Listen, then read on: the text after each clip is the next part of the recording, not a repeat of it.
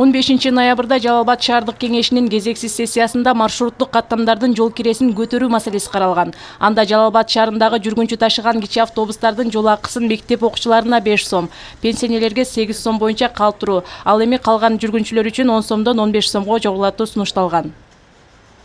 Бул тариф менен 2021 жылдын 1 декабрында расмий түрдө биз күчүнө кирет.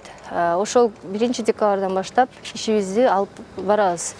Тариф боюнча айтып өтсөм, мектеп окуучулары жана пенсионерлерге жеңилдетилген эски тариф менен калтырылды.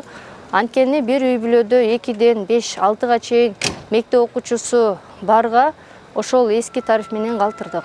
Эртеменки саат 6:30дан кечки саат 20:30га чейин элдин кызматында маршруттук таксилер кызматын көрсөтүшөт. Айта кетүүчү жагдай Жалал Абад шаардык мэриясына караштуу жүргүнчүлөрдү ташуу агенттиги тарабынан 7-класстан 11-класска чейинки окуучулардын кичи автобустарда окуучу экендигин тастыктаган бейжик тагып жүрүүсү сунушталган.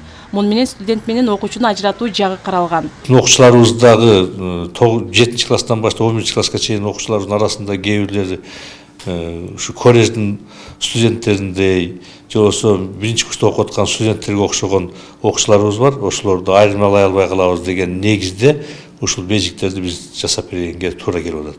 Ал эми 1-класстан баштап 6-класска чейин ар бир окуучу экени көрүнүп турат. Ошондуктан маршруттук айдоочулар окуучулардан 5 сом гана алып жүргөнгө милдеттүү болот. Жол кире көтөрүлүшүнүн себеби катары айдоочулар тарабынан күйүүчү май, унаа тетиктеринин баасынын көтөрүлгөндүгү менен түшүндүрүлүүдө. Майлары кымбат, кое турган запчастары кымбат. 5000 сомдон ала турган баллон азыр 7,5-8 миң болуп кетти. 5 сомдон ала турган колодка 1000 сом болуп кетти азыр. Ошону запчастар кошулуп кетти, ошон үчүн кичине чыкпай атат.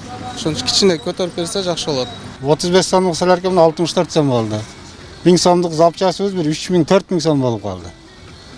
Эми элдин баарына түшүнүктүү болуш керек эми, ал эл көрүп атат да өзү деле. Ошондо жөн көтөргөн жокпуз да. Жарандардын арасында кичи автобустардын жол акысын көтөрүлгөнүнө наразы болгондору да туура кабыл алып белгиленген сумманы төлөөгө даяр да жок эмес. Көтөрүлүп эми кайка барат эле, пенсиябызды деле бир 300 сом, 400 сом эле кошту да, ичи канааттандырарлык эмес. Жакшы эмес, бирок адамдарда акча жок болсо алар силер кантип көтөрүп атасыңар? Жол киреми. Мен каршымын. Шоферлор деле туура түшүнсө болот.